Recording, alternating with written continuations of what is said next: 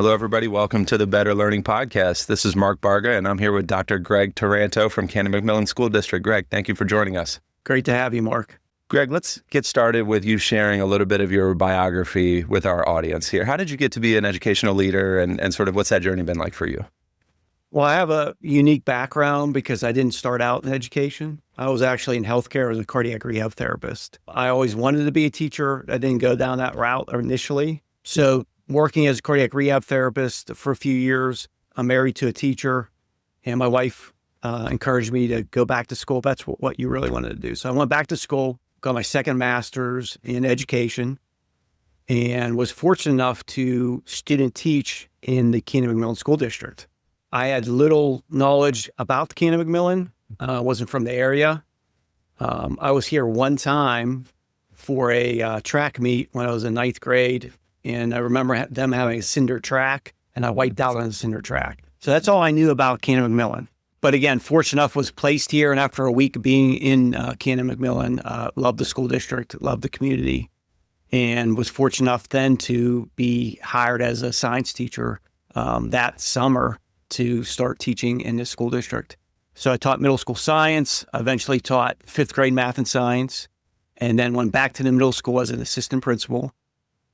Later then principal. So I did that almost 20 years, then moved on to assistant to the superintendent for grades K through 6. And now I'm starting my second year as a superintendent. That's exciting. And for folks unfamiliar with Canon-McMillan, we are in the greater Pittsburgh metropolitan area, though Canon-McMillan sits fairly outside of the city. So you have an interesting location in that you're somewhat suburban, somewhat rural, and also in proximity to a greater urban environment as well. We're not too far from Pittsburgh at all. We're a 25, 30-minute drive from Pittsburgh, but we're outside enough to be in that suburban setting, absolutely. Yes, sir. So you are in the process of building a new elementary building for the district, which is extremely exciting, Weilandville Elementary. I would love to sort of get into the weeds on this project, right? This isn't just a replacement building. Right. This is much more than that. It's tied to full day kindergarten and long-term district growth. So talk about like what educational shifts made this project somewhat essential for the district rather than sort of an optional move. Yeah, absolutely essential. And it goes beyond just space, if you will. So we obviously, we're growing. We're one of the fastest growing school districts in this side of the state, hands down. We've built a number of projects, and this is the next one in line. In order to house that many students, we needed a bigger facility. But also, it's going to give us opportunity to do two things. One is to have full day kindergarten, which I can get to. But two is also to provide better balance classroom sizes, not only at our new site, but also across the district. So once our new Weilandville Elementary Center is completed, we will do a redistricting process that will move or shift population from Hills Hendersonville to Muse Elementary, from Muse to South Central Elementary, from South Central to New Weilandville. We will close Old Weilandville and we'll close Borland Manor. Those populations will naturally shift over to the new Weilandville project. So once we do that, it will allow us to better balance, because right now we don't have balanced classroom size because of logistics in the district. But this will allow us to balance our classrooms at K-4, and also allow us then to open up space across those elementary buildings to provide for the first time ever full day kindergarten. So right now we're half day kindergarten. So our students are learning roughly about 2 hours, 45 minutes. We're going to move to a full day kindergarten schedule once that's across the entire district once New Weilandville is opened. And the research on early childhood education through pre-K and the kindergarten is so overwhelming, right? I mean, it indicates such positive outcomes and can change the trajectory of students in so many positive ways. Why was full day kindergarten, why does Canon-McMillan see that as such a transformational change? As you mentioned, it's important. The sooner we can get those students in our classrooms, the better. Because I'll give you one example here is our literacy development program. We revamped our literacy development, and we have an unbelievable literacy program right now, seeing awesome numbers. But we know if we can get to those students sooner, spend more time with those students sooner, we can put our interventions in place sooner for those students that struggle reading or don't have the same supports as other students have at home. So the sooner we have those students in our classroom, the more we can do with them. When we go to full day kindergarten, we want to make sure we do it right. And it can't look like first grade. Yeah, we know kindergartens are different. We do not want it to look like first grade. So next year, we're putting a task force in place that will be led by our assistant to superintendent through K through 6, Dr. Avidanza. And it will be a team of kindergarten teachers. And we know we want kindergarten to look different. We know we want not only recess and lunch, but we want structured play. It will allow us to do some other core academics that we can't do now, like social studies and science, obviously. But it's going to look different. Activity and play is going to be a big part of that. What they experience in the classroom, what the classroom looks like, has to look different than first grade and on. So this is a significant building that's being built here. It's large, square footage close to 150,000 square feet. It's a significant footprint, right? How do you design a building, right? So now take me back into the design process, if you will, Greg. How do you design a building that feels both, that has to have the capacity it does, but still feels personal and supports the instructional and developmental goals for these young learners? That's important. So we're moving from small elementary buildings. Old Linenville right now, Weilandville, we call it Old Linenville, is a small elementary building. Borla Manor is a small elementary building. So we still want that feel. That's important to have that feel. Our teachers want, our staff want it, our parents want that, and we want that.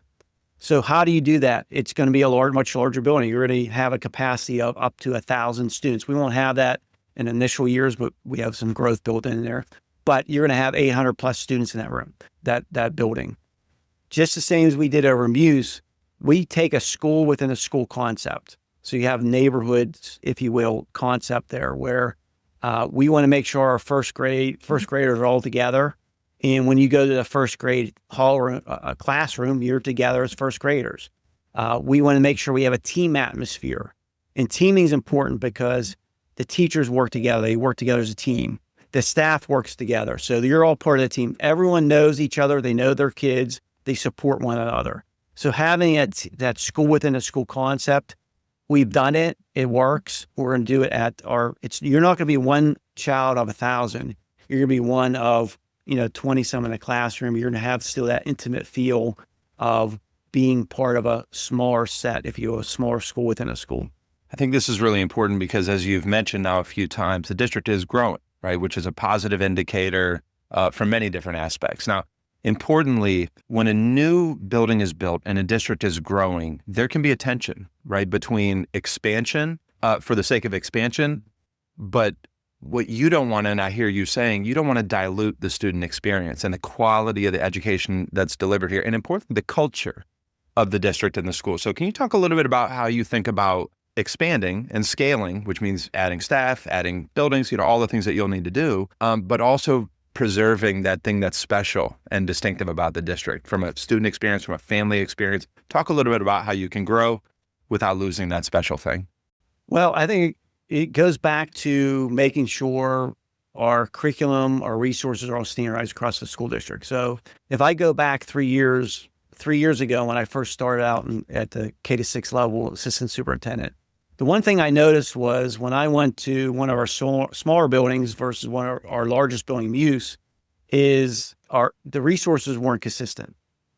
The curriculum, the manner in which the curriculum was being implemented was not consistent.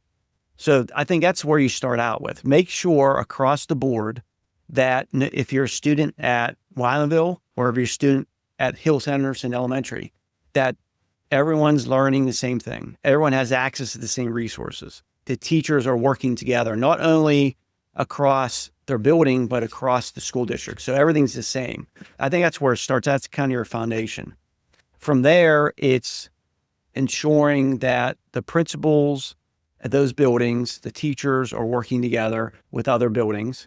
Parents have access to information across the building, what's going on. That's why right now we have a big social media presence as far as getting the word out, what's going on.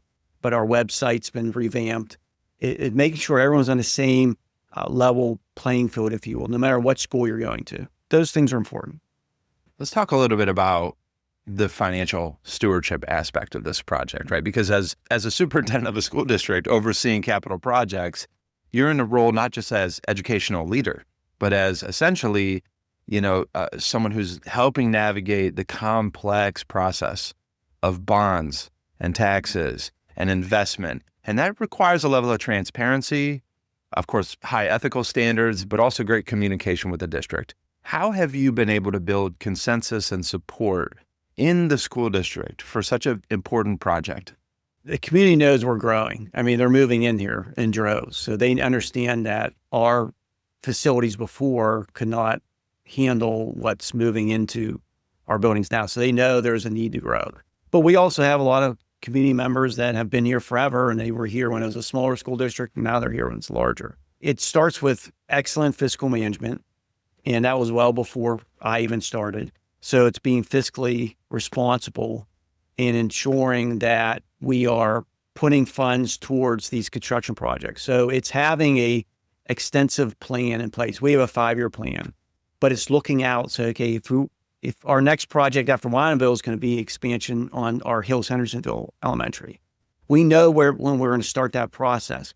So we have to know now, are we going to start dedicating funds to that project? We can't wait till that year to say, okay, let's start planning Hills-Hendersonville and let's open up a bond. That's not how it works.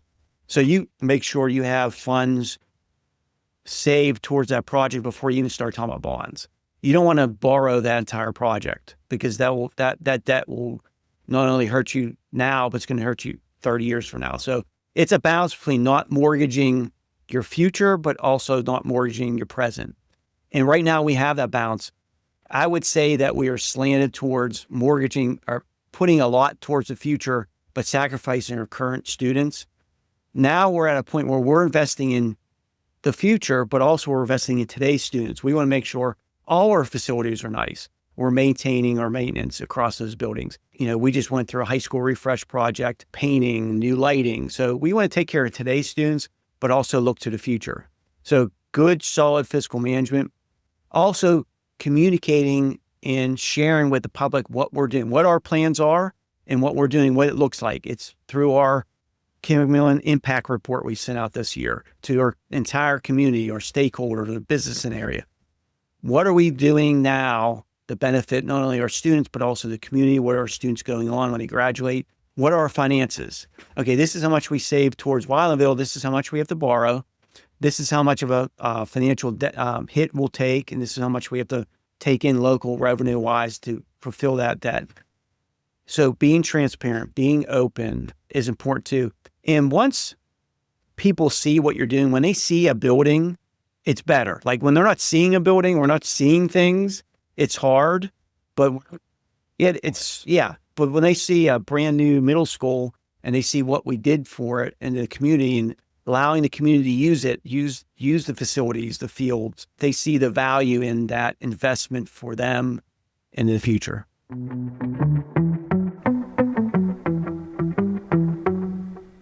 When we work with schools at K-12, it's not just about furniture or design. It's about impact. Our radically student-centered approach puts students at the center of every decision.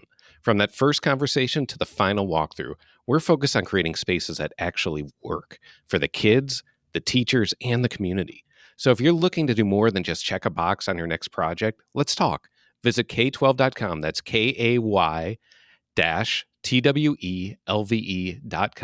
and see how we're helping schools transform learning one student at a time. Because at K-12, it's not just about projects and furniture, it's about purpose.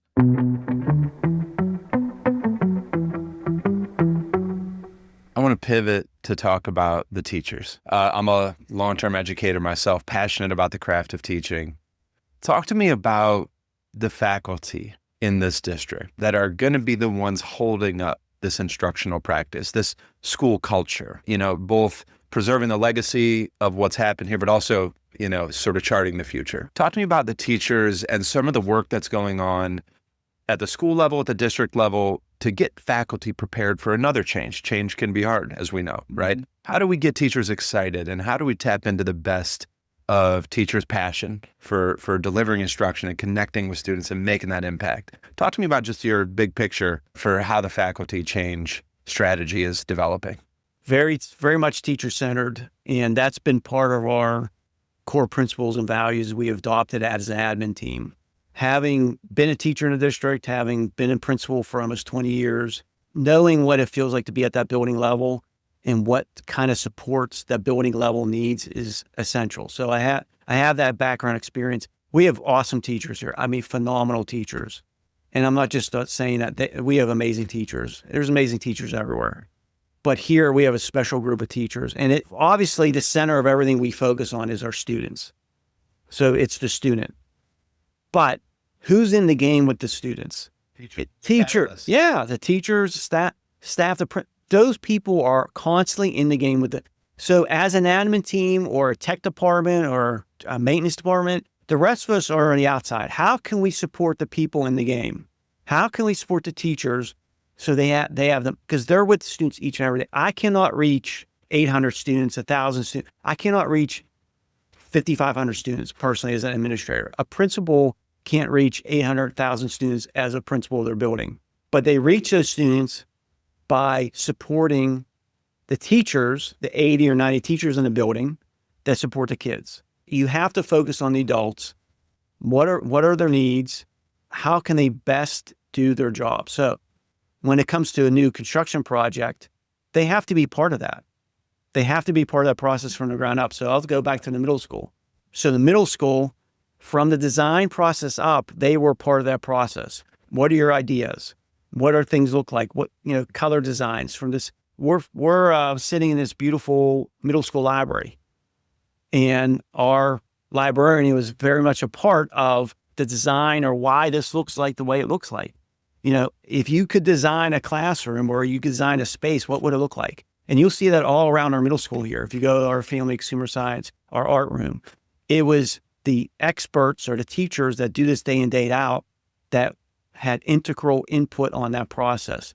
So it's making sure they have that input on that. When we looked at furniture, designs of classroom furniture, they were part of that. We made sure we got their input. What did you like here? We brought samples in, looked at, they want to design there. So if you're leaving your teachers out, you're losing a big part of this. Really well said. And in a lot of ways, teachers provide data from students, right? That's one of the things they report up on, right? Tell me about how the faculty here are also a voice for the kids and how the kids have given voice to this process. I mean, what have you heard about students are young, but as we know, they still possess great insights. So how have the kids that are going to be moving into this new building been a part of the design, and how is the realities of what they experience and what you want them to experience been a part of it? I think if you have a space that's designed around the student, the educator, it's going to bring that natural feel to, they're going to feel welcomed. You walk into this building, again, it's only a couple years old. It's bright. If you talk to the teachers here, you'll see that I think they would, pretty much the consensus would be that students feel special when they come here. When they come up from move up day, they feel special. So like, wow, look at this environment. Yeah, this is for you. And we want you to give your maximum when you're here. We want you to give you the best so you can become the best version of yourself. They feel special. We're blessed to be in a situation where we can do these types of things for our students in this community. We have the resources to do it, and we should do it as a result. They deserve the absolute best experience possible. Well, let me follow up on that. When these doors open is it 27, the school will open? Yeah, so our goal is finish Wylandville in 2027. We'll move old Wylandville into new, but we won't redistrict yet. That'll allow us then to demolish old Wylandville, finish that part of the project. That summer we redistrict, and then the rest of the population will go into the new Wylandville. Understood. When these families walk into this school for the first time with their kids, what do you hope they experience upon entry into the new Wylandville Elementary School? We want them to have that wow factor. We want to see their eyes look wow. Like, I think when you walked in here, as soon as you walk into this building, it's like, wow, this is a nice space. This is a nice school. You have that feeling. People have that feeling as soon as they walk in this building. Obviously, that's not what it's all about. But I could tell you, having worked in a very old building and bringing this staff into a new building, I wanted very, very much for our facilities to match what was going on in the classroom. I know we had top-notch instruction going on, but the facilities didn't match it. So when people walk in here, yeah, you have top-notch instruction going on, and those facilities tell you right away you do as soon as you walk in that building. Space is so important, right? A learning environment, architecturally with respect to transfer of light, acoustics, as you said, the furniture, everything that goes into space creates more possibility for incredible teaching and thus amazing learning experiences, right? So now let's jump out 5 years from now, right? So the school's been open, it's humming. You walk back in there, Greg, how are you going to know that this was a successful school design project? What are the indicators you look for? Well, we want to make sure the spaces are being utilized for what they're designed to be. If we have, for example, we have team spaces. We have team spaces here. We have team spaces designed for New Wylandville. We don't have team spaces in our Muse Elementary project. But when we brought the team space concept here, and a team space is just it's a larger area. You could fit more than one classroom in. The idea is, okay, let's bring multiple classrooms into an area for cross collaboration.